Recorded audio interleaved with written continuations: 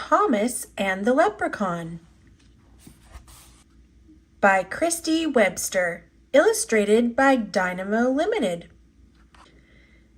It was a bright and breezy spring day on the island of Sodor.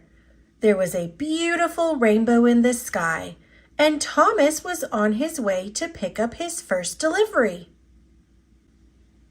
Just as he was about to pull into the station, Thomas thought he saw something unusual.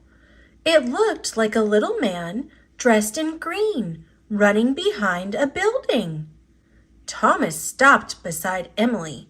He was going to ask her if she'd seen the man too, when Sir Topham Hatt greeted the engines. "Good morning," he said. "Today is a very special day. It is St. Patrick's Day. I need all my engines to make deliveries for the celebration." "You should get your work done early today, Thomas," James teased. "Then maybe you'll have time to search for the leprechaun's gold." Thomas didn't know what James was talking about. "The leprechaun's gold is a St. Patrick's Day legend," Emily explained. "They say a little man dressed in green hides his treasure at the end of the rainbow. Anyone who finds it is very lucky." Thomas set out for his pickup, but he couldn't stop thinking about the leprechaun he might have seen. Thomas hoped he'd see the man in green again. Thomas worked hard all morning making his deliveries. After his final drop-off, Thomas got his wish. He saw a flash of green behind a tree before it disappeared. Thomas hurried around the bend. Behind the tree, he did find something green. It was Percy. "Thomas, I'm so glad you're here," Percy peeped. He had derailed going around the bend too fast. "I was supposed to pick up this St. Patrick's Day soda bread from the bakery." Thomas loved to help his friends. As Thomas set off toward the bakery, he wondered if he'd seen the leprechaun at all. At the bakery, Thomas looked up at the sky and saw another rainbow. It was even bigger and brighter than the one that morning. After dropping off the soda bread, Thomas decided to follow the rainbow. As he chugged up a big hill, Thomas saw a golden gleam just over the horizon. Could it be? He wondered. But it was only Rebecca. Her freshly washed yellow paint was shining in the sun. "The washdown took ages this morning," Rebecca said. "I'm supposed to pick up the green St. Patrick's Day costumes at the tailor, but I'm way behind." Thomas offered to help.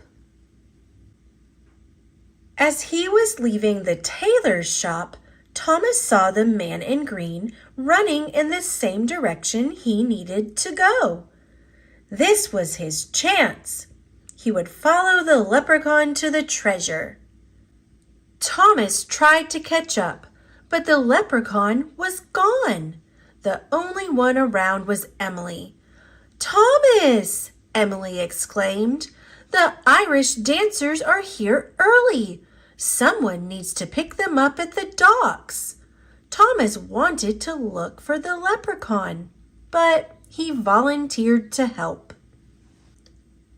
Thomas dropped off the green costumes and the Irish dancers for the St. Patrick's Day parade.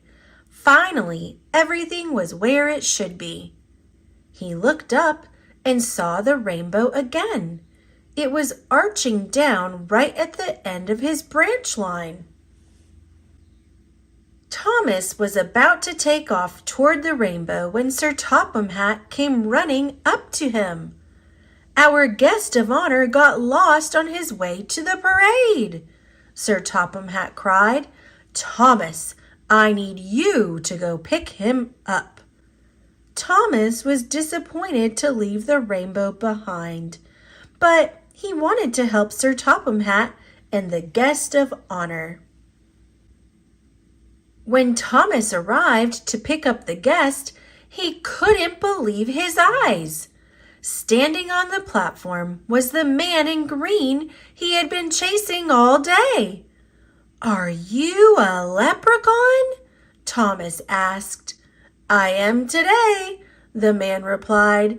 "I'm playing the leprechaun in the St. Patrick's Day parade. I thought I would explore the island before it started, but I got lost. Thank you for helping me."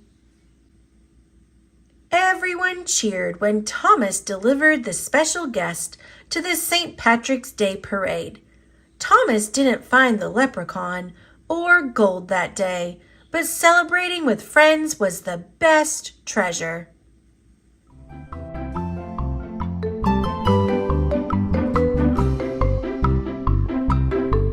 Thanks for watching. Click subscribe.